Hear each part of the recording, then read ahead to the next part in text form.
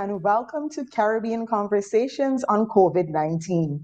I'm Dr. Tanya Haynes, your host for this evening. This International Women's Day event is brought to you by the Institute for Gender and Development Studies, NITA Barra Unit, in collaboration with CIBC First Caribbean International Bank. Here to bring you warm welcome on behalf of the University of the West Indies is Pro Vice Chancellor and Principal of the Cave campus, Professor the Most Honorable Eugene Barito, who is also Professor of Gender and Public Policy at the NITA Barra Unit. Over to you, Professor Barito. Thank you, Tanya. On behalf of the University of the West Indies Cave Hill campus, I bring all the wonderful women of the Caribbean a joyous celebration and greetings. I am also exceedingly pleased that the Nitabaro unit of the Institute for Gender and Development Studies, in collaboration with CIBC First Caribbean Bank, is hosting Caribbean Conversations on COVID-19, Women in Leadership, Achieving an Equal Future in a COVID-19 World. I must confess, Tanya, I rather like the topic Caribbean Conversations on COVID-19. All over the Caribbean today, there are panel discussions on the identical topic of women in leadership achieving an equal future in a COVID-19 world. I applaud these accomplished women here with you on the panel and throughout the Caribbean, all leaders. And I know you all will have a very engaging and fruitful discussion. And so, as you do so, I want to offer some questions and comments that may become part of your conversation this evening. Why, throughout the Caribbean, are we having discussions on an identical topic of women's leadership? Conversations on COVID-19 enable us to tailor the discussions to suit national and regional circumstances. I should say, I believe in a just future rather than an equal future. And also, because I am far more interested in gender justice than in gender equality. Historical and traditional readings of biological differences have set the parameters of what we experience as gender equality. And whether or not women are biological mothers, our societies have not jettisoned the core belief that care work belongs to women, whether that work is paid or unpaid. This is compounded by the fact that the majority of care work, whether childcare, care of the elderly, housekeeping, catering, waitressing, personal care services, the majority of care work is done by women. Why are we increasingly focused on women in leadership in traditional arenas? I am concerned about a trend to know women and to only know women through a predefined framing of women and leadership. On International Women's Day, we tend to frame women's leadership in the mold of those who occupy the pinnacles of power. Our women have every right to be everywhere. When I celebrate Miss Keely Holder, a Cave Hill graduate, Barbados' first woman appointed as Chief Agricultural Officer, I wonder what took them so long. Simultaneously, I am concerned that an understanding of the role of women in agriculture will now be framed through the performance of Ms. Holder as Chief Agricultural Officer and not on the ongoing vital contributions of women who are farmers or in various occupations in agriculture. So while I am extremely proud of all the women at the pinnacle of wherever they are located, politics, medicine, industry, law, media, sport, finance, academics, and I salute all of you, wherever you are throughout the Caribbean and in Barbados, of course. Perhaps we can focus on more indigenous definitions of or examples of women's leadership. Take, for example, a woman like Miss Sharon Bellamy, a very successful fish vendor who runs a very effective program of feeding the homeless, or Miss Ivy Harris, who runs a community outreach reading program in Westbury Road for school age children, or Miss Ingrid Chatterton, who for over 35 years has been training young boys as Cub Scouts and building character in the community. How has COVID affected them and women like them in the valuable work they do? How can we use the examples of their leadership to enrich conversations on COVID 19 in Caribbean communities? Ladies, Caribbean women everywhere, and the men who are listening, I wish us a wonderful discussion this evening. Congratulations to women everywhere, and thank you. A very warm welcome. Thank you, Professor Barito, for those grounding comments and those very critical remarks to help frame our discussion as we move forward. At this point, I want to invite the CEO of CIBC First Caribbean International Bank, Mrs. Collette Delaney, to deliver her remarks on behalf of CIBC First Caribbean. Good evening, ladies and gentlemen. I'm truly happy to again bring you greetings at the start of another event that casts the spotlight on the role and achievements of women locally, regionally, and globally as we mark International Women's Day 2021. If anyone still held doubts about the resilience and agility of women, this past year should have put those doubts firmly and finally to rest. From the boardrooms to the front lines, women have been at the forefront in the fight against COVID-19. Whether as politicians or policymakers, international scientists involved in vaccine development, or local students engaged in the Seek and Save program here in Barbados, women have risen to the moment. Many of them have done so while juggling the added challenges of working from home, looking after their families, and also administering online schooling. No mean feat. Indeed, the United Nations theme under which we celebrate International Women's Day this year, and which forms the basis of this evening's discussion, is bang on target. Women in leadership, achieving an equal future in a COVID-19 world. As it has demonstrated their resilience, COVID-19 has also revealed the unique vulnerabilities still facing too many of our women and girls around the world and in this region. A marked rise in domestic and intimate partner violence, loss of employment, and even more restricted access to education due to a lack of technology became very clear as the pandemic rolled on. How we address and overcome some of these challenges in a post-COVID world will be key to the continued advancement of our women and girls. I very much look forward to hearing our distinguished panel as they share their vision for women in that post-COVID world. I'm confident that the panel, comprising Dr. Sharon Belmar George, Chief Medical Officer of St. Lucia, Ashley Burnett of the Caribbean Institute for Women in Leadership in Trinidad and Tobago, Pamela Jacobs, a gender specialist with the Caribbean Development Bank, and Keely Holder, Chief Agricultural Officer of Barbados, will give us some great insight and perspectives for going forward. I take this opportunity to congratulate Ms. Holder on her recent appointment. She's the first woman and the youngest person ever appointed to that office. We at CIBC First Caribbean are delighted to have once again teamed up with our long-standing friends here at Cave Hill, and in particular the Institute for Gender and Development Studies, Neterborough Unit, to host this event. Most of all, I thank all of you for joining us in this very important conversation. Thank you to CEO Delaney and the entire CIBC First Caribbean International Bank team.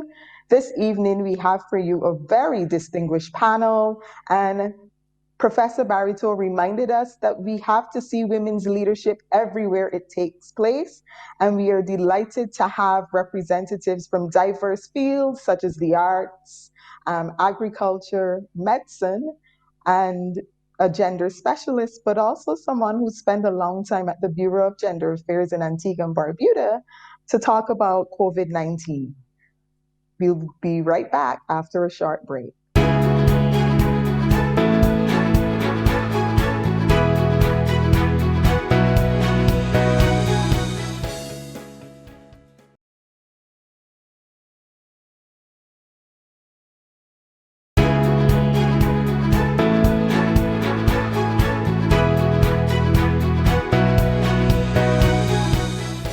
Welcome back.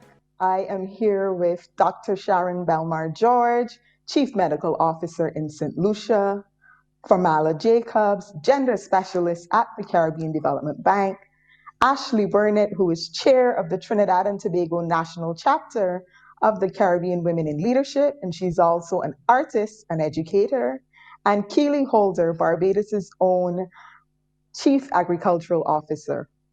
Please join me in welcoming our panelists. Good evening. I want to start, Dr. Belmar George, I want to start with you first. You were appointed Chief Medical Officer in January 2020, and in March 2020, the World Health Organization declared COVID-19 a pandemic. And if you could start by telling our viewers what it was like leading during a pandemic and what it is like, journey been like for you. Leading the pandemic, I would say three main things: life-changing, transformative, and character building. The speed and scope of managing the coronavirus crisis, that it poses an extraordinary challenge for leaders in today's world. Managing a disease of this magnitude, the level of urgency that it required, the level of honesty for communication, and the iterative manner in which we quickly had to put everything together in managing a new disease, and especially for me as a new chief medical officer. I think it was definitely one of the life-changing courses for my life. It required acting with urgency, communicating with transparency, responding quickly at every level, building public trust with a level of preparedness and planning, the use of our data analysis, and also dealing with a disease which is relatively new.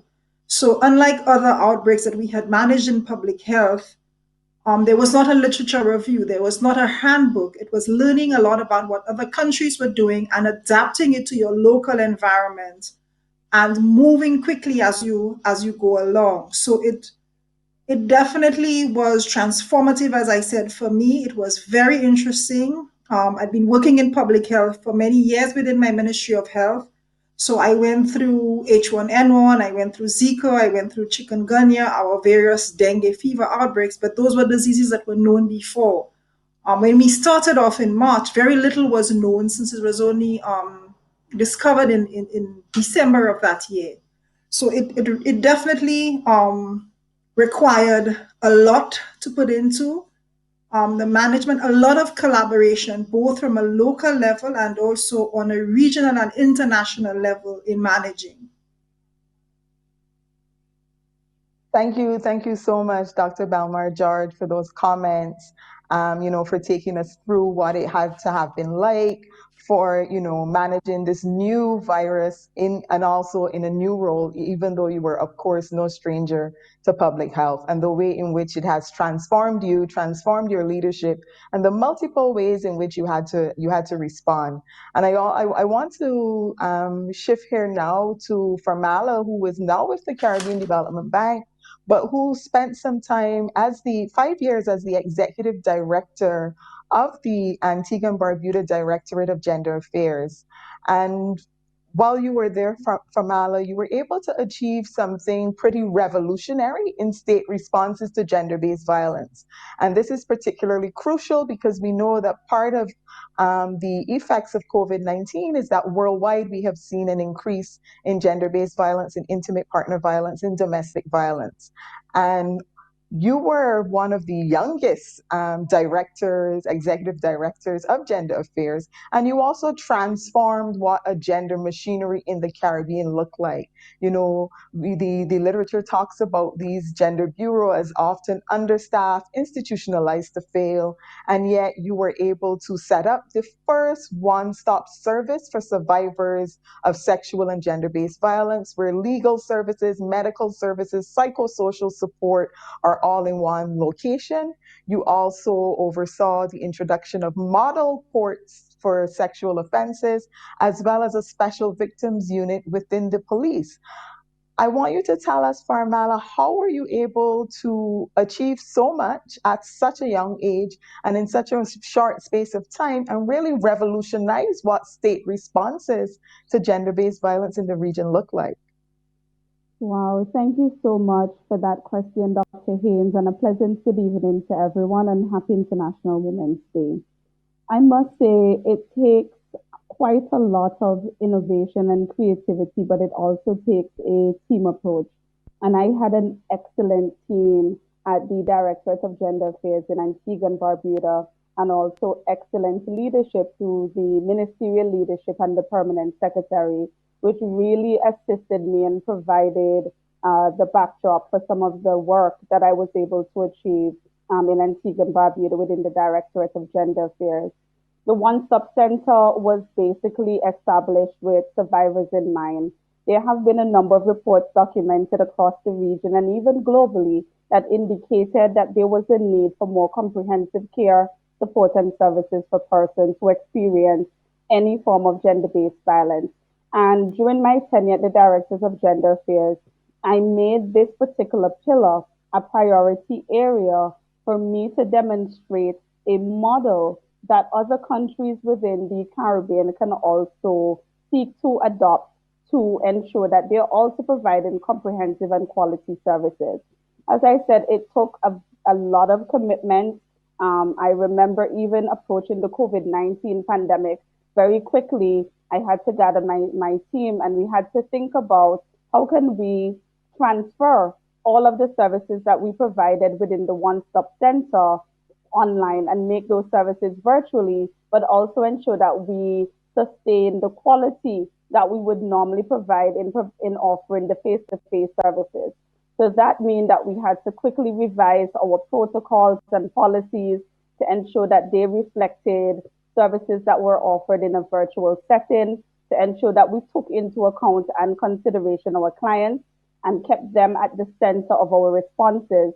But in so doing, we also had to take care of the response workers and the advocates in ensuring that they were getting the necessary support services that they needed to provide support to survivors themselves. We also had to think about how can we extend the state services through partnership with civil society organizations and development agencies such as UN Women and UNFPA and other agencies within the Caribbean who were able, to step in and provide us with technical support, financial support, but also civil society organizations who were able to reach parts of the communities that the state were not able to access. So I would say it's a combination of a number of things, but most of all, it takes a lot of commitment, innovation, creativity, embracing the energies and diversity of a team, but also having excellent leadership and partnership. Thank you. Thank you so much for that, Farmala, and for sharing that experience of responding to COVID-19 from within the state, from within an agency like the Directorate of Gender Affairs, and the excellent work that you were able to achieve as part of a team. And if I hear you and also Dr. Belmar George as well, it is that significant that the leadership is about a larger team, a larger collaboration. And when we talk about women in leadership towards a just future, to take Professor Barito's point about centering justice more so than equality, that collaboration and that working with others, is that collaborative leadership is part of what is really necessary. And I want to shift here to Ashley Burnett, who is an artist, an activist, and she's also chair of the Caribbean Women in Leadership. And Ashley, and also, like I said here, very young, recognizing that women leaders are across the spectrum on different scopes, different scales, and in different locations. And certainly in the Caribbean, I find the Caribbean is often a place where we tend to want to infantilize our youth and tell them that they should sort of wait their turn. But we see in Ashley a very young and dynamic leader. And Ashley, I wanted you to share with us your own experience of feminist activism within the context of COVID-19, what you've been doing, and why do you see women's leadership as important? Yeah. Thank you so much for that question. You know, this pandemic definitely caught me off guard. I think we all knew it was coming, but, you know, the protocols is something I think that we weren't prepared for.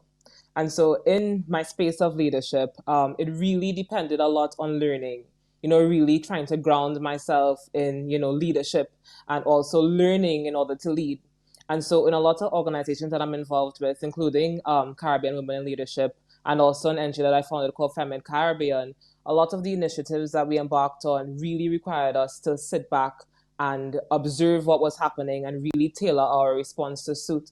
And so it's been a really interesting and difficult time, but also sort of rewarding because when you think about, we had to go up in an area in Port of Spain, here in Trinidad and Tobago. And so the roads are quite steep. And so mobility is kind of difficult, and also thinking of the context of COVID-19 and how that has limited mobility. And so we had to deliver some period boxes for a Safe Cycle campaign. And, you know, in getting there, it was quite difficult. The person we were delivering to was telling us, you know, so many times they miss out on opportunities to receive things because people don't want to come up. And especially in COVID-19, it's even harder for folks to actually, you know, step out of themselves to do. And so it's been a really, really interesting learning experience. It has also, you know, limited the way that we do things. So, you know, usually you'll have a workshop in person. You can go to a community center and have something.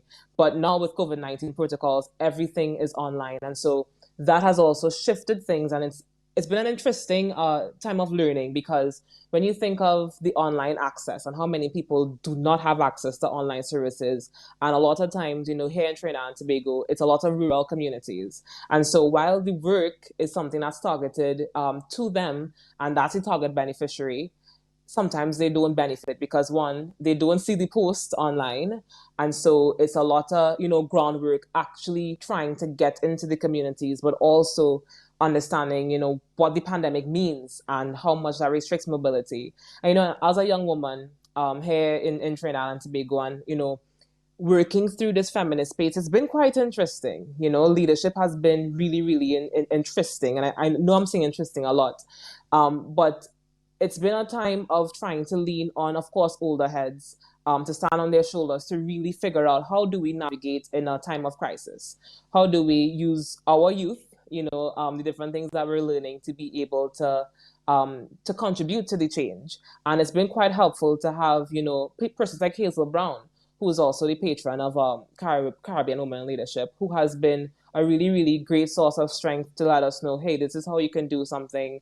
And I feel like, you know, being a young woman too, it's really recognizing that there are two identities that I have. Well, multiple, but the two main ones are, you know, being young and being woman, you know, and those are two vulnerable identities here. And it's really, you know, that interesting junction where you realize how much you can really affect change. And so it's been a really difficult but yet rewarding journey. And it's really, really taught me, and even those around me, that you really have to ground your leadership in learning. You never really stop learning. And in order to lead effectively, for me, I've learned that I have to learn and I have to observe and I really have to be open to understanding, you know, what being here means. Thank you. Thank you so much for that, Ashley. Very wise words indeed. You need to ground your leadership in learning. And I hear you on the multi-generational connections and how important that is for leadership in the region, but also bringing back the very critical issue of the access issues, the ways in which some of our communities are physically inaccessible, but also how this celebration of the digital and moving everything online leaves a lot of Caribbean people behind. Thank you for those comments, Ashley. I want to turn now to Keely Holder. And I know you have a very different trajectory in terms of your own place here as the Chief Agricultural Officer through entrepreneurship in agriculture, lots of collaboration with farmers, with policymakers. And Keely, if you could share for us what has been the defining element of your journey to leadership?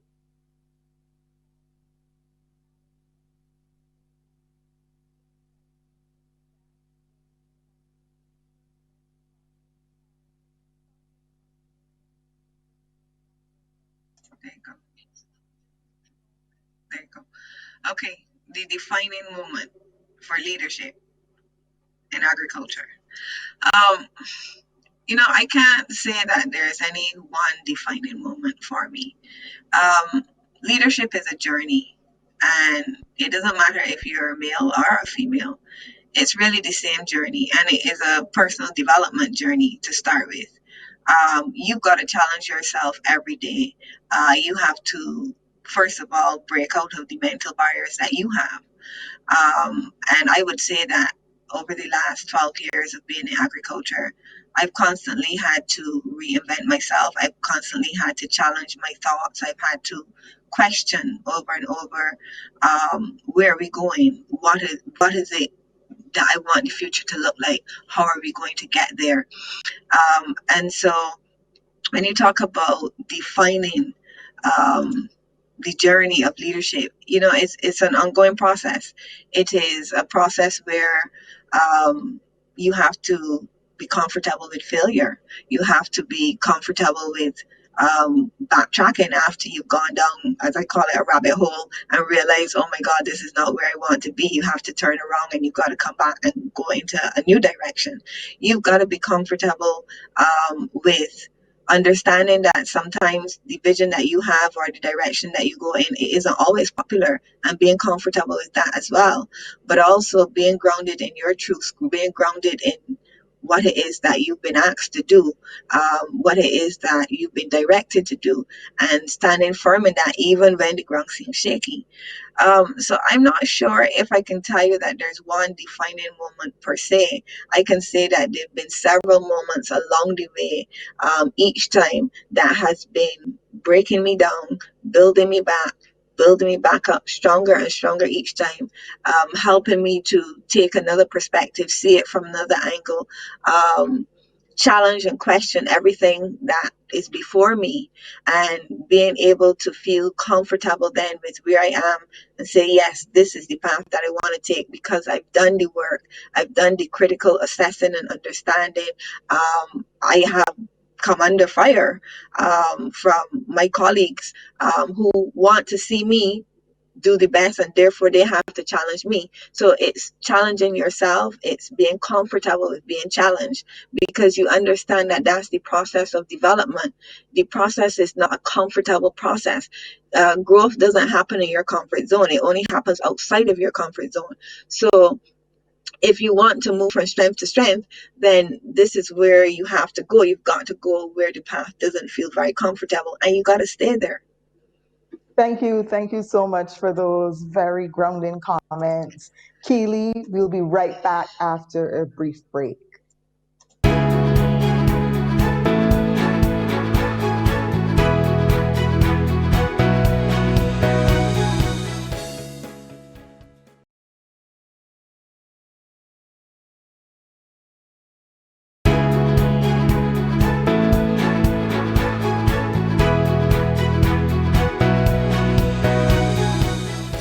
Welcome back. You are watching Caribbean Conversations on COVID-19. I'm Tanya Haynes, your host, and with me are Dr. Sharon Belmar George, Chief Medical Officer of St. Lucia, Keely Holder, Chief Agricultural Officer in Barbados, Ashley Burnett of the Caribbean Institute for Women in Leadership, Trinidad and Tobago National Chapter, and Farmala Jacobs of the Caribbean Development Bank. Now, I want to throw out to all of you here on the panel, my question is, what is your analysis? What are the key issues facing the Caribbean right now in the context of COVID-19 from your different locations? What do you see to be the key issues that are confronting our Caribbean region, which our leaders across the spectrum and across the different places in which leadership is located have to deal with? Dr. Belmar George, I want to start with you. What for you are the key issues, the key challenges, the key development challenges facing the Caribbean in the context of COVID-19? Thank you so much. I think the entire region, we were all almost thrown off guard with this new pandemic, COVID-19, when it came. And for most of us who have quite vulnerable health systems, and I think for most of us in the region, a lot of the challenges are the same. We face under-resourced health system with high levels of morbidity and mortality from chronic non-communicable diseases. Having to manage COVID-19 in those resource-limited settings of our healthcare systems, it showed the gaps even wider, from the lack of trained, specialized human resources in healthcare that we note. We see what happens with the brain drain within the health sector for specialists and for nursing in particular. We also see it in pharmacy, and that's across the region. The other issue that we noted was the lack of laboratory capacity for testing, because the genetic testing was not one of those that was regionally available. It was available through the Caribbean Public Health Agency for most of our countries in the beginning until we were able to develop that capacity in Ireland. Our surveillance systems as well within the health sector was weak. A lot of us, our port health system was not as resilient as it should have been to be able to pick up and to screen persons efficiently coming through our various ports. Our systems also had difficulties in adapting to changing environments and for new threats coming in. These are some of the things that we have to deal with. And then the financial resources. Healthcare is extremely expensive with increasing rates of chronic non-communicable diseases, etc., to be able to sustain and manage an economy while managing COVID-19. And when you look at the balance that most of our countries had to do in the high cost of putting resources in place to manage the pandemic at a time when the economic structure of the countries were down due to the various lockdowns that were necessary to control the spread. So for most of our countries, it was really putting a threatened system, a system that was really being managed with the very bare resources under further strain. And a lot of this is not just for St. Lucia, but the entire region. So it required a level of prioritization, and we had to monitor and balance managing COVID-19, but also keeping an eye on our other health programs, like our immunization program, our maternal child health program, our chronic non-communicable disease programs as well. So it was really a balance of managing the limited resources to ensure that we can efficiently manage COVID-19 and at the same time keep the rest of our healthcare system afloat. Thank you. Thank you so much for that, Dr. Belmar George. Indeed, we saw developed economies, much larger, much wealthier economies than the economies in the Caribbean, where their health systems were also overwhelmed in the face of COVID-19. But thank you for sharing with us that analysis of the challenges facing Caribbean healthcare systems and their vulnerability, but also the way in which it is very much connected to the vulnerability of Caribbean economies as small, open, vulnerable to external shock. Farmala Jacobs, from your location with the Caribbean Development Bank and your new role there as a gender specialist, I want you to share with us the thinking that is happening about the key development issues facing the region, particularly in this COVID-19 context. Sure. Thank you very much for that question, Dr. Haynes. And the reality is that what's spoken about just now are indeed very serious and pressing realities for our governments within the Caribbean.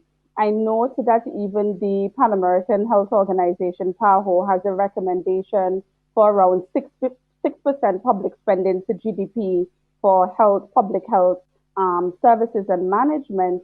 And in 2018, the public spending in the Caribbean within the health sector to GDP was leveling around 3%. So we already could see, just based on that data prior to COVID, the implications and the strain that our health sector would be placed under when we have to grapple with a pandemic that we did not anticipate. But even prior to COVID-19, we know within the Caribbean that and globally, we have been grappling with a number of gender inequalities that have been impacting, the ways in which our societies and systems are organized. And one of some of the guidance that we've provided to governments across the Caribbean is to take into account the role that women are playing and the impact that men and women and other vulnerable populations face in a differential way on account of the COVID-19 pandemic. So we know that women are at the forefront of the response. They're placed in higher risk contexts. Globally, over 70% of our healthcare workers are women. We have to take that into account as we craft our health policies. We also know, and Professor Barito spoke about this earlier, women are affected disproportionately by unpaid care work within our Caribbean region. And this is indeed amplified by the lockdown measures, by the work from home measures, and indeed placing the triple burden of care on women, where they are responsible for taking care of the household, communities, and societies comprising of vulnerable persons, but also attend to their professional services as well. And just looking at lessons from our Caribbean region, we know within that disaster context, looking at even the hurricane responses, post-disaster needs assessments have indicated, and this was revealed by UN Women, have indicated that the triple burden is even amplified in these settings among women within our Caribbean, taking care of the elderly, persons with disabilities. So there are lessons that we can learn from within the Caribbean as to how our policies should be crafted. We also look at the ways in which women and men benefit from the labor sector within the Caribbean and the ways in which women have suffered higher levels of unemployment even prior to COVID and labor market segregation. Guyana is a perfect example of looking at this segregation within men and women within the labor market, but also looking at women's disproportionate participation in the informal sectors as domestic workers. And we know across the region, if we were to look around within our families and communities, the sectors that are hardest hit, the services sector, tourism sector, street vendors, cooking shops, all of these services are services where women predominate. And so when we craft our public policies in response to COVID-19, these are some of the issues that we must take into account. Gender-based violence, an issue that we have been grappling with within the Caribbean region and globally. Data from the UN Women and Caribbean Development Bank prevalence studies revealed that up to 1 in 2 women and girls will or have experienced violence in Guyana, for example. And we see how that is being exacerbated within the COVID-19 context to the extent where it is being referred to as a shadow pandemic. So we have been grappling with a number of developmental challenges prior to the pandemic. And indeed, we have to become very creative as to how we're going to craft our public policies, but the types of analysis that we will take into account when we determine the types of measures that need to be introduced as response measures.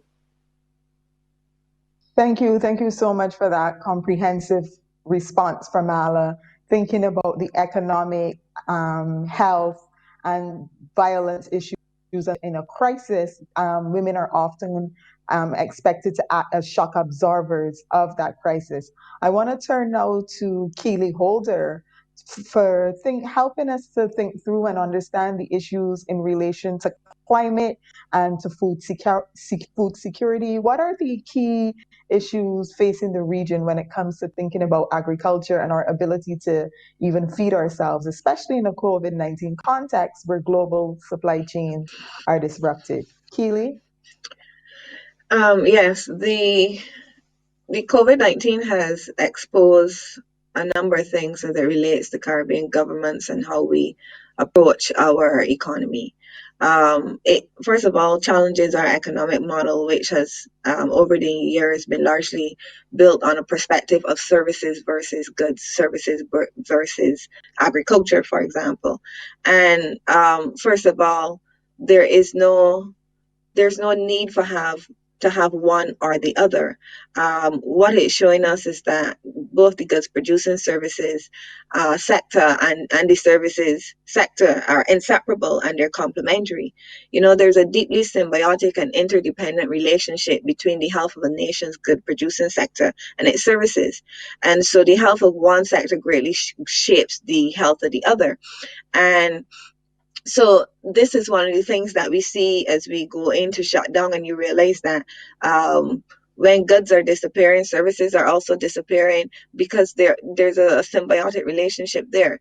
The other thing about this, particularly as it relates now to the movement of goods, currently in the Caribbean, because we are net importers and we don't export a lot, we already experience some serious issues as it relates to cost of living because freight costs on imported goods are higher because of the cost of the returning empty container is added in.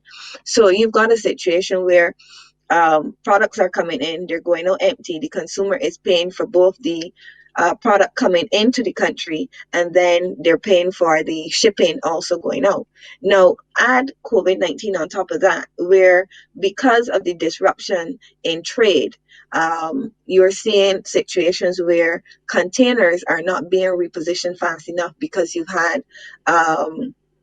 have had disruptions with regard to countries shutting down. So what is now happening is you're getting freight going through the roof. Freight is about 300% more, and it's almost you're almost seeing the same kind of thing that you saw back in 2008-9 when we had the food crisis and oil prices were so high, and it sent freight through the roof and it sent food through the roof. And likewise, even though there's more than enough food right now, because of these delays, we're also seeing freight having a similar impact where food is going up, particularly imported food.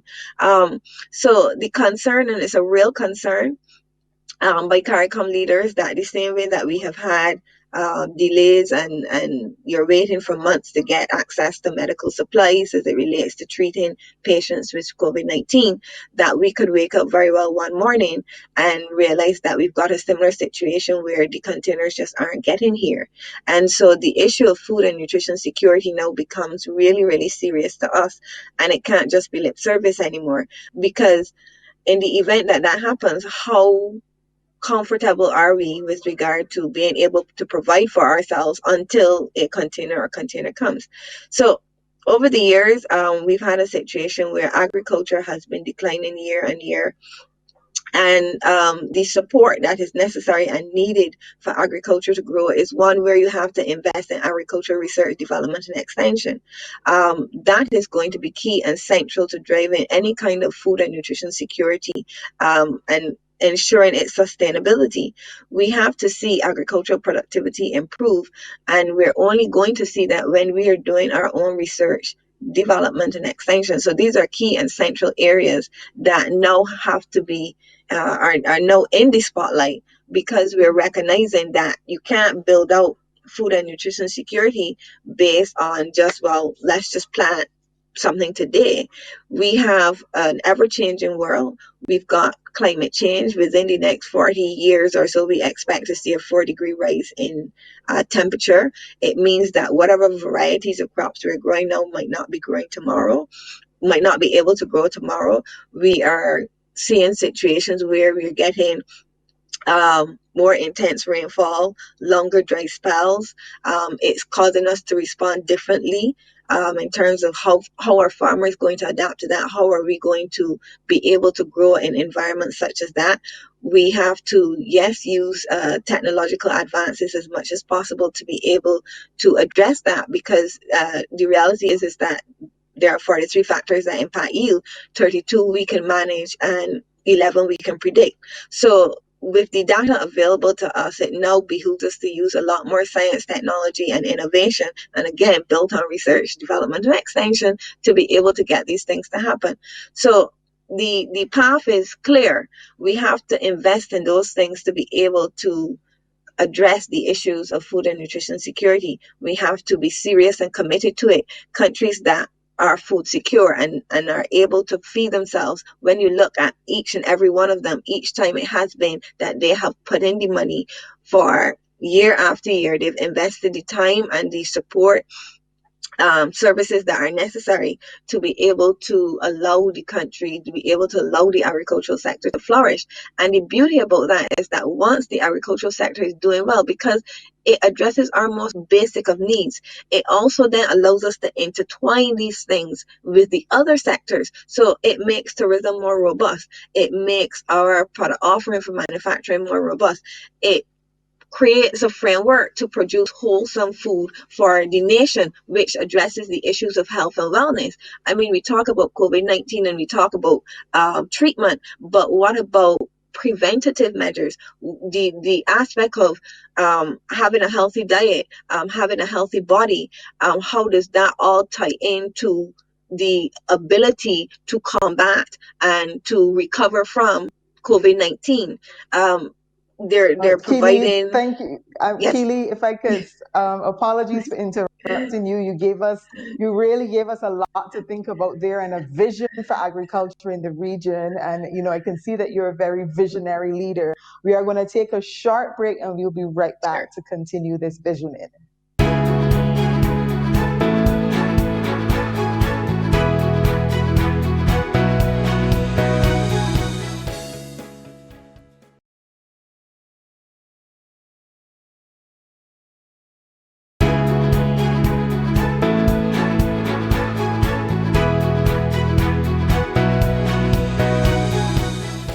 Welcome back to Caribbean Conversations on COVID-19.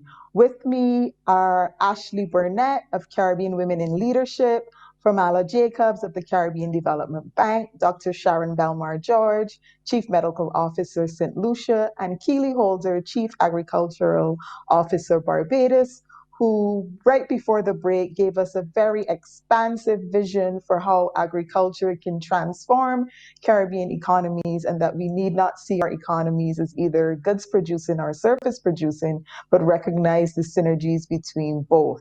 I want to, I think, shift gears a little, but still we're thinking about Caribbean responses to this crisis. And I wanted to throw out to the panel whether or not your assessment is that Caribbean responses have been transformative so far.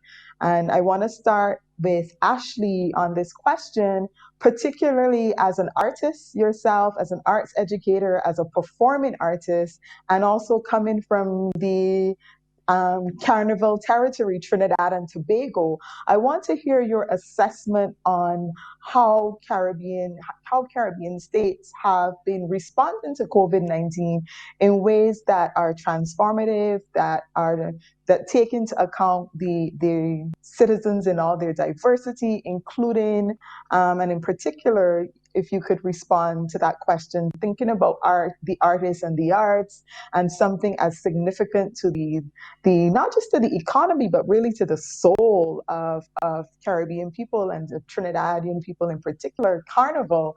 What is your assessment of the state response? Yeah. I think everyone can agree when I say that Trinidad and Tobago has done an excellent job at, managing this pandemic. We're currently under 100 cases, which is great, moving from, I think we had like 1,000 plus. But one thing that hasn't really, been equitable, I guess, is, the response like towards artists. Artists throughout the year make their income through getting, freelance jobs, particularly Carnival. When you look at, band leaders and persons who, work in that sector, and, I think people aren't aware, but the people that actually carry Carnival are women. A lot of them, do the wire bending to make bras, they design costumes and stuff like that. And without no Carnival, it means no jobs. And so that has really been a hard hit. what Trinidad and Tobago has done, there was a salary relief program that they initiated that actually was extended up until December 2020. So it's not currently happening. But that process was so robust. They were asking artists to provide, proof of booking for invoices from the last year. And a case like that, I mean, in Trinidad and Tobago, the artist sector, or the arts and culture sector is kind of informal. There are a lot of folks who aren't booked months in advance, so they cannot provide proof of booking. When it comes to invoices, like sometimes you tell someone your cost, and they say, okay, cool, they pay you. So to say, there's that culture of having invoices, it doesn't really exist. And then when you look at how much money that was being offered, it was $3,000 to $5,000 TT, right? And sometimes, I mean, even me as an artist myself, when I would have written poems to perform at events, I would get like $2,500 TT for a poem. So can you imagine making that amount of money on one poem and then having multiple poems? You are able to get, a good enough income for yourself to be able to pay your rent, to pay your bills and stuff like that. But now, with COVID-19, there's no more of that. We can't go into schools because schools are closed, right? There aren't much events that are happening in person. And so people really assume that because it's a virtual event, they don't have to pay you. And so in a case like that, the artist, the orange economy has suffered really, really badly. And there isn't any kind of idea as to what's going to happen next. We're stuck in, limbo. We're not sure when things are going to ease up. For when money can actually be made, and even accessing the reliefs, it's quite hard. So it's really left in a state of uncertainty, and it's something that is quite scary because I mean you're not getting any kind of idea as to what's going to happen next, and so it's been very, very difficult as an artist, and especially a young artist. There's so many things that we're forced to manage. And then, of course, when you look at the side of having to pay rent, there are landlords who do not consider, well, it's a pandemic, and so you can live here because, you paying rent is also an income for them. So it's been a really, really difficult thing. But overall, the response has been quite well. But in terms of it being equitable, we don't see that. And especially when you look at, school closure and many, women who make up the majority of the care economy of the healthcare system, and even the informal care sector, they are now tasked to have to manage, online schooling with their jobs. And even when you look at workers who work in the food industry, and I think in every country there is some type of curfew, right? And when you see people being paid minimum wage and that they have to work by the hour to get a salary, with the curfews and the reduced amount of hours you're working, it's a lower salary. And so in cases like that, you don't see a response that's actually fitting for that. And then also when you think of daycare closure, school closure, what's going to happen to children when their parents have to work? And so it's been difficult. The response has been great to control the pandemic, but to ensure the livelihoods of citizens, it hasn't been that well. Thank you so much, Ashley, for really putting on the table those bread and butter issues. International Women's Day has been celebrated for over 100 years globally, but it has its roots in women's labor organizing, in women organizing for better pay, for better hours, for voting rights. And so I felt it very fitting for you to share how that balance between life and livelihoods and the way in which, for a lot of informal workers and artists are really struggling, but also how state responses can often miss the reality of what it means to be an artist in terms of the kinds of documentation required to access assistance. And I want to shift now to Dr. Belmar George. For your own assessment, you mentioned earlier how, in St. Lucia, as in all the other Caribbean countries, in addition to the COVID-19 pandemic, you also have to think about your diabetes, your hypertension, maternal and child health, and dengue as well, which, is also something that we have to face. We have to face in the Caribbean. I recently, during this COVID cycle, also lost an uncle to dengue. So I understand that our healthcare systems are doing multiple things. But I wanted to ask you, what is your assessment of how the Caribbean has been responding to the diabetes, hypertension, HIV, sexual and reproductive health and rights, maternal care? Has that healthcare also been secured in this environment? I'm thinking here too of a story that we read in the press of a young woman a young pregnant woman who died after it was reported that multiple hospitals refused to admit her for symptoms that, you know, it's reported they thought were COVID-19, but could just be symptoms related to pregnancy. So if you could tell us, what has your assessment been about how Caribbean countries are managing the different kinds of healthcare challenges that face us? For us in St. Lucia, this is such an important question because the dynamics of COVID-19, especially since when you look at the at-risk groups that have the poor prognosis, those are the persons who are 65 and older, those are the persons with chronic conditions. While you're managing COVID-19, also to protect those other groups, those persons who are at high risk. And for St. Lucia, we faced a very different challenge during the initial part of COVID-19. And we had to quickly change gears when we noted what was happening. When we got our first case in March and we did the shutdown, we kept just the essential services and we kept just the core of our health services open. After the first few weeks where we provided mainly management for COVID-19 and emergency care, we noted the effects it had on our chronic patients. So we quickly reopened, and it also came at a time when a lot of our private health sector closed their offices. So the public sector now had to take up a lot of the burden of healthcare. And it was at that point we did a reassessment of our services, that although we had our respiratory clinics open, we strengthened our primary care to ensure that we provided care for our patients with chronic care, to ensure that those clinics were open and running, and we went to catch up on our immunization program and all of our other patients.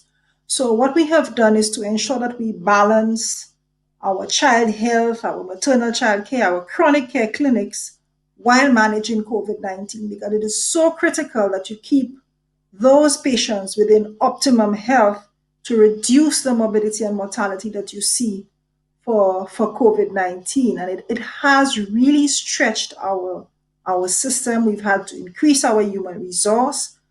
We did get support from the Cuban government in terms of nurses and specialists for us to be able to manage both of those at the same time. So it has really put a strain and a stretch on the health service, but it was quite fortunate that within closing some of those centers for about 3 weeks, we said, no, we have to provide both. We have to manage both. We can't let one service suffer and not the other. So we were able to do it, and we are still doing and managing both. I have an excellent public health team. I have an excellent support system. Our nurses, our physicians, our staff, they've worked above and beyond the past year to keep our patients healthy. There's been a lot of collaboration as well to ensure that we are able to manage. Thank you so much, Dr. George, for that very grounded example about the ways in which you had to adapt to making sure that the chronic disease patients were also not, were getting the required care during a time that there was so much focus on COVID-19, and that you can ensure that all the other medical services were also available at the same time. I really appreciate what such a grounded example means for thinking about Caribbean responses on the ground, and that having to think and change and shift. And this provides for us, your sharing here provides for us an opportunity to really learn from other Caribbean countries about what we are doing and how we have been managing this pandemic. And certainly, your remarks have been useful for us for thinking through the best ways to manage that pandemic. We are going to take a brief break shortly, and when we come back, I will turn over to Famala for her perspective on how how does she see the responses, particularly the recovery responses by the social safety nets in the region for responding to COVID-19. But I do want to take this opportunity to let our viewers know that you also have an opportunity to interact with this very dynamic and diverse panel. You can use the Q&A option. Those of you who are joining us on Zoom, please type any questions or comments that you have for our panelists in the chat, and we will be happy to share some of those questions with this panel that we have here, representing leadership in agriculture, in health, in the arts and activism, and also in gender specialists in a regional institution. So please share with us your questions. We will share them with the panel, and we want to make this as interactive as possible. We are happy to have you with us here on this International Women's Day under the theme of Women in Leadership, towards a more just, because we are, we're redefining the theme towards a more just post-COVID-19 future. Thank you so much for joining us, and we will take a break for a short message from our sponsors, and we will come right back to hear from Formala Jacobs of the Caribbean Development Bank.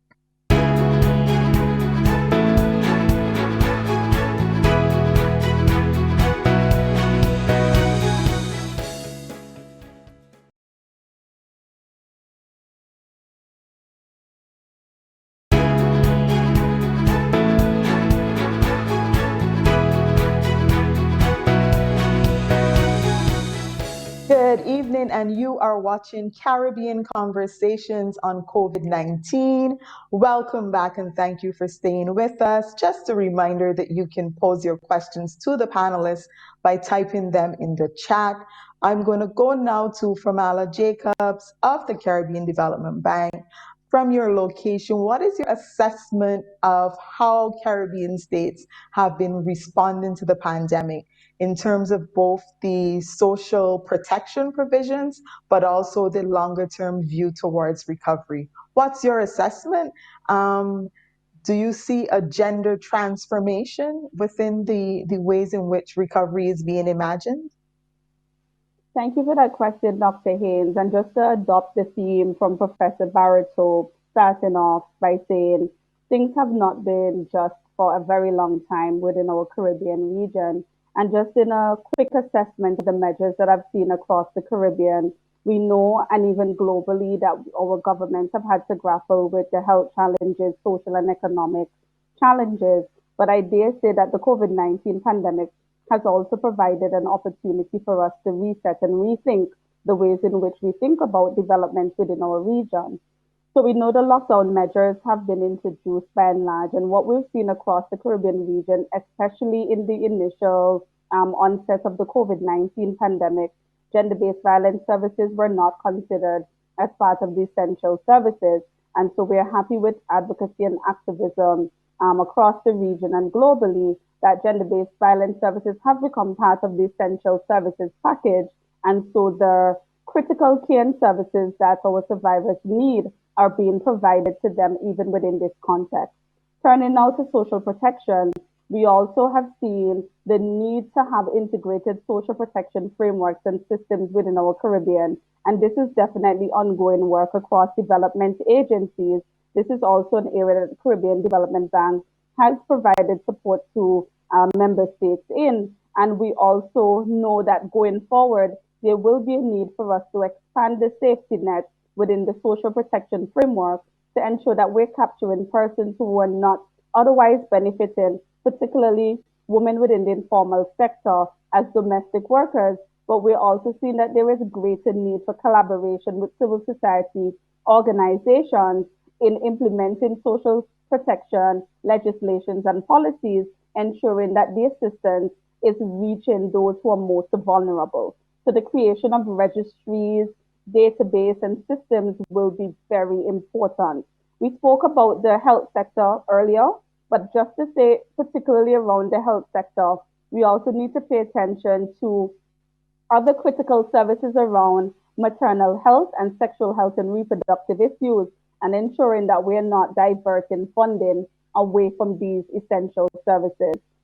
Turning now to education, for example, we've also seen that there is definitely a need for us to revolutionize the ways in which our education sectors have been functioning within the Caribbean. And so, even adapting the education sector to the COVID-19 pandemic, we see the need to ensure that there is access to digital technology and platforms for students and teachers. And we also see the need to ensure that education services are fit for purpose and provide the quality that the various beneficiaries need, both boys and girls. It is also important for us to pay attention to the psychosocial needs and support of persons within that sector and also the health sector. So prioritizing mental health as part of the health sector package for COVID-19 is very, very essential. We also need to assess our economic model that we have been advancing within the Caribbean region. I mean, I hear about this Build Back Better that's being spoken about across the region. And in many ways, we are hoping that this is not building back the same way better, but we're looking for transformative ways in which our economies can be more responsive and also operating from a rights-based approach, ensuring that we center gender budgeting, looking at the various needs, the various abilities, the various rights of all persons within our society, and ensuring that the economic sector provides room for persons to contribute and also benefit equitably from the systems that we've put in place. We spoke about the key economy earlier, and I know that there is significant work being done in this area, led by UN Women, particularly within the Caribbean, looking at the ways in which we should seek to measure the contributions of the care economy to the overall GDP within our member states. This is also very important. Turning now briefly to even issues around persons with disabilities. If we were to take a scan across the Caribbean region in the ways in which we've incorporated the needs of persons with disabilities within the COVID-19 messaging, I'm sure we can all agree that it has been significantly lacking. And this is something that we can definitely improve, but also the access to digital services is something that we need to maintain to ensure that persons from this community continue to have access to essential services even post COVID-19. We see the setup and establishment of a number of economic recovery committees within our Caribbean region. Initially, some of these economic recovery committees did not include the participation of women, and so we are calling for the equal participation of women in thinking about the ways in which our societies can and should be transformed post COVID-19. We're also looking for sustained support to persons who have been disadvantaged. I know that initially we've seen quite a number, many of stimulus packages coming out from a number of Caribbean countries. These stimulus packages have not been sustained, and so we need to think about a more long-term ways in which we can provide the support, especially within financial empowerment to our various members of population, taking into account the different needs that they have. So I'll stop there for now, and of course, look forward to further engagement in the question and answer segment. Thank you so much for that, Farmala. And just reminding our viewers to send us your questions. That was a very comprehensive response, Farmala, touching on a range of things, including the extent to which the recovery has been inclusive. And even as we advance a critique of the ways in which women in leadership is often framed, we, as you pointed out quite clearly, in many cases, literally, we see that in a lot of areas, women are not even at the table of some of these discussions. And indeed, I saw quite a few panels I saw one about the post-COVID economy, for example, that had no women on the panel. So even that struggle to just have women's voices heard is something that, at a basic level, we are still grappling with. I want to pose this first question from Peggy Antrobus. I want Keely to take this question. And the question is whether you see any sign of changes in the direction in which governments or institutions are moving as a result of what the pandemic has revealed in the agricultural sector. So Keely, you share with us a broad, expansive vision for agriculture. Do you see any signs that our governments or our institutions will be moving in that direction? Oh, absolutely. I think it was just about 2 weeks ago, during the CSME meeting of the ministers of the prime ministers of all the countries. We were discussing the importance of food and nutrition security. And certainly here in Barbados, our prime minister made it very clear that, we need to ensure that we have affordable food, and we also have an agricultural sector that is competitive. And I mean, it's not just lip service. We're seeing it in the number of projects that are being approved by the government here in Barbados, for sure. The actions that we're taking to address issues of irrigation. We've got a number of projects coming on stream to address the issues of water. We have a number of projects that are coming on stream to address various aspects of agriculture. And I think that certainly the government of Barbados is very serious about moving agriculture forward. And I see the commitment is there, and it really now is for us to get all the pieces and put them together in a way that will allow us to move forward sustainably, and not just address the short-term needs, but the longer-term vision and aspect of it, that we start to shape that. But in terms of commitment, there's no doubt in my mind that there's commitment to move agriculture forward.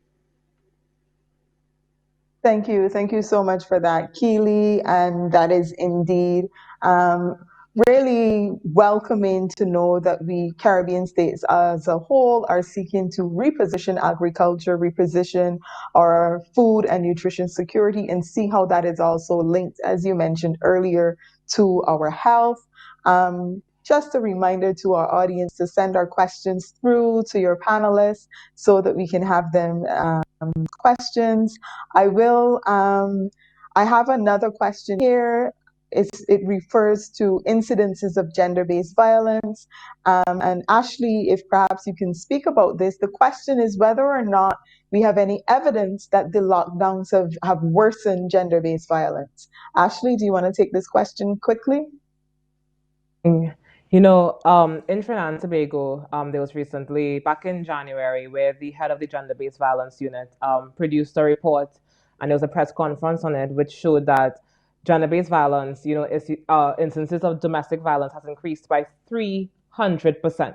So back in 2019, it was 959 reports, and then last year, 2,622 reports of domestic violence. And then it's also an increased rate from Children's Authority, which shows that young women and girls are, now increased victims of child sexual abuse and incest. And so in that case, we can see how startling these numbers are. And so the instances of reports has increased, but also we have to take into consideration so many reports that have not been made. And so it's been a really, really scary thing, because now we're trapped at home. And so a lot of women are with their abusers, a lot of children are with their abusers. There's no escape to school or work or the playground because of COVID protocols.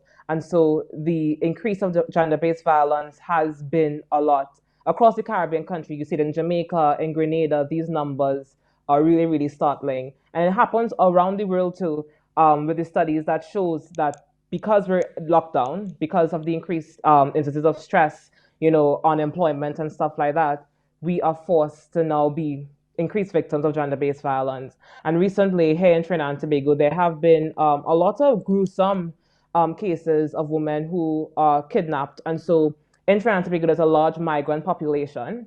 And last year, there were over 400 reports of instances of abuse of migrant women. And so a lot of folks are exploited because of the pandemic, of not having anywhere to go. of not having, the access to services and really not knowing their rights in this case. And so it's definitely increased here in the Caribbean. Thank you so much for that, Ashley. We will take a short break and return with Caribbean Conversations on COVID-19.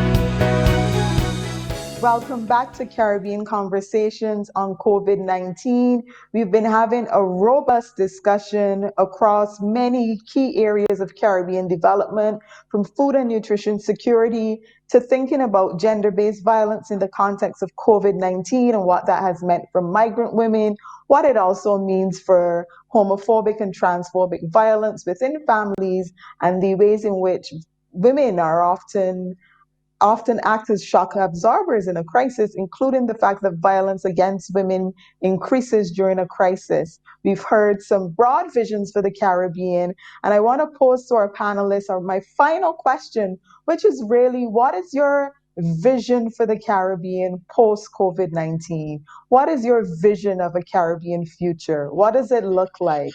And I'm going to start with Dr. Belmar George, and this is how we're going to close off this conversation with your boldest visions for our region. Dr. Belmar George. Thank you so much. The conversation has been very interesting, listening to all of the different viewpoints. For COVID-19, when I look at the vision post-COVID-19 era from a healthcare perspective, we have been focusing a lot on the mortality, the deaths, the economic impact, the lockdown, the loss of support. It has been really a lot of negatives that we've been noting. Once you think of COVID, you think of all of the negatives associated with it. But I think we also need to look at the strengths for the health system that we have seen through COVID-19. And within the region, there's been a development of the health services, a strengthening of the health services in our response. We see the use of technology in the delivery of service in healthcare, which is new. The use of telemedicine in managing persons at home, the use of biometrics in the monitoring devices that we use now. We use a bio button to monitor a person's vital signs while in quarantine. We also see the development of diagnostic capacity. Our local Ezra Long lab has built capacity and training and human resource strengthening. So the capacity building that we have seen at every single level in managing this crisis is something that is going to be sustained, and it has led to the development within our healthcare system. I also see, in terms of the surveillance system at the ports as well, that has been developed, the referral system between both the public and the private sector, and also through our primary care system and the secondary care. So a lot of those new processes and procedures that have been put in place to manage COVID-19 will be sustained to manage other diseases moving forward. There's training of staff in infection prevention and control, in the management of infectious diseases. So this, we don't think COVID-19 is going to be the first or the last that we'll be managing broadly. So it really has prepared our health system to be able to manage, not just COVID-19, but a lot of others. The linkages that exist now within health and tourism, health and education, health and commerce, all of those connections that have been formed will make it a lot easier for us within the health system. So all of those innovations, I think when COVID-19 is gone, we have to look at the positive that also came out of it in terms of strengthening and building the health system, making it even more resilient as we anticipate that we'll be managing more outbreaks moving forward. Thank you so much for that, Dr. George, for that vision of a more resilient healthcare system. And I'm going to invite the other panelists to give us their vision for the Caribbean in one or two sentences. What does the future Caribbean look like for you from your location? So I'll start with Keely. I think that future post-COVID, um, it would be for us to see the greater purpose of the pandemic, an opportunity for Caribbean people and Caribbean governments to pivot towards a more sustainable and enriching way of living.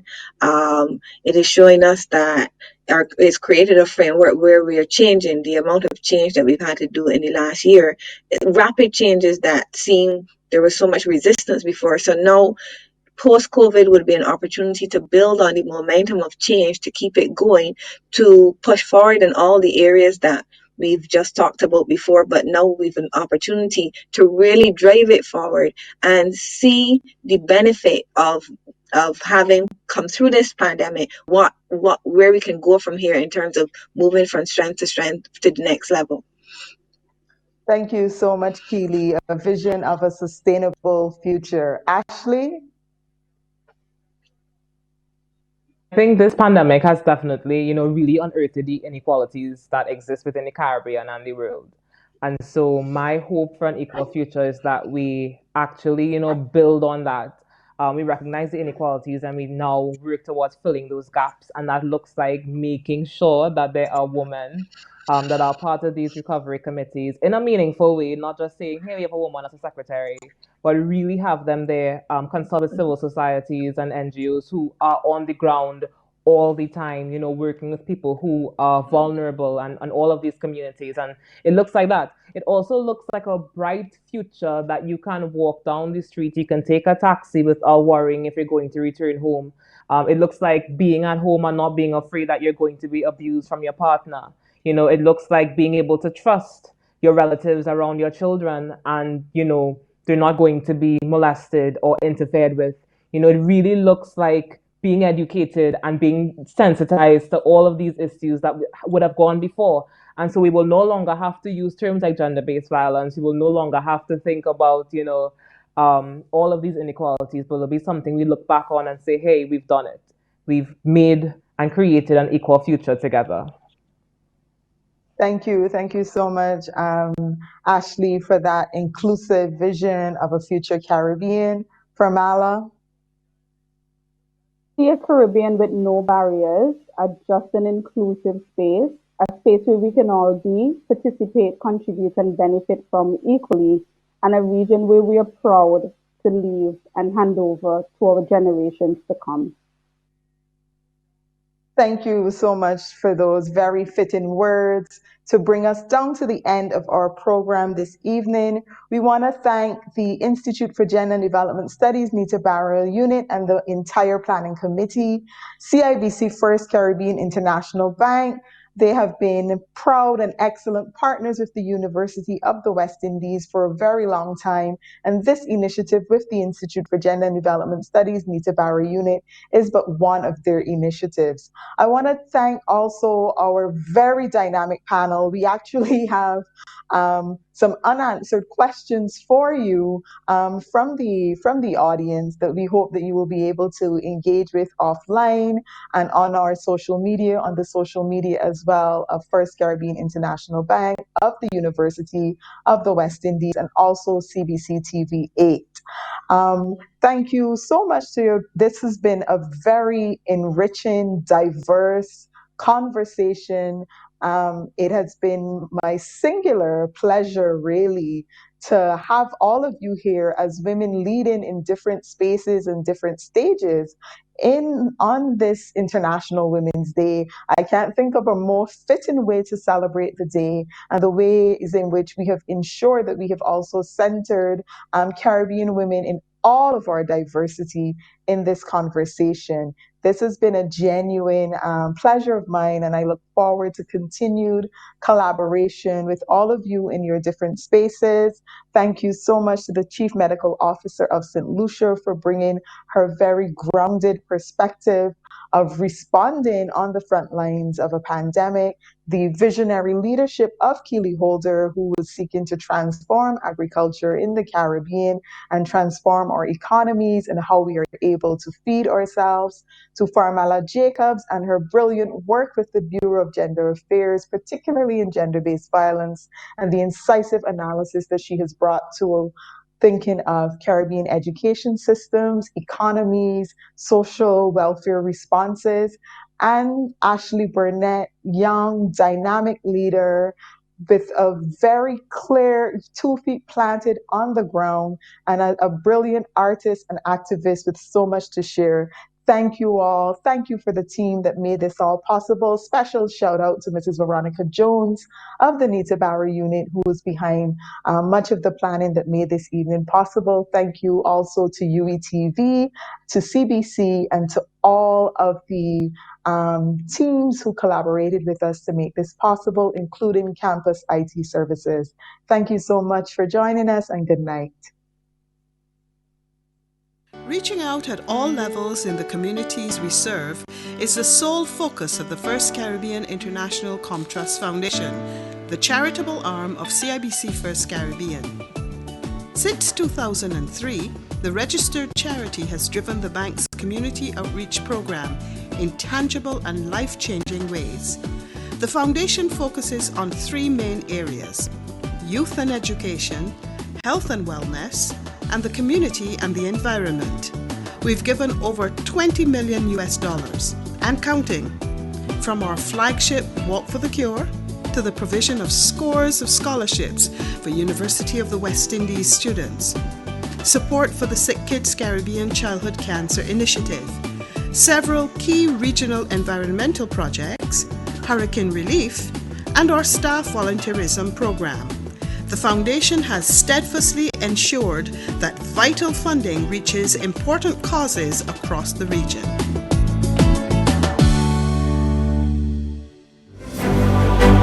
Join the University of the West Indies Cave Hill campus as it celebrates the class of 2020 in the campus's first virtual graduation ceremony. Let us salute this year's honorary graduates and our outstanding future alumni. Catch the event on UETV and our official Facebook page. For further details, see the UWI Cave Hill campus website. The ceremony takes place on Saturday, March 27 at 4 p.m.